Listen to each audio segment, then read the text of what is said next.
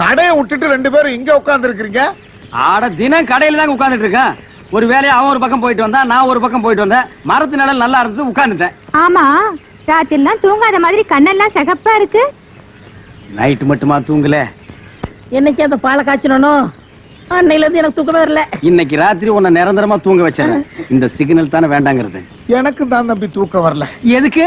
இந்த பொண்ணை ஒருத்தங்கிட்ட புடிச்சு கொடுக்கற வரைக்கும் எப்படி தூங்க முடியும்? நேத்து ராத்திரி எவனோ எந்த நோக்கத்தோடயோ வீட்டுக்கு வந்தா, ஆனா தப்பிச்சுக்கிட்டான். ஆனா ஒண்ணு தம்பி, அந்த பையன் ஆன்னு ஒரு குரல் கொடுத்தான்.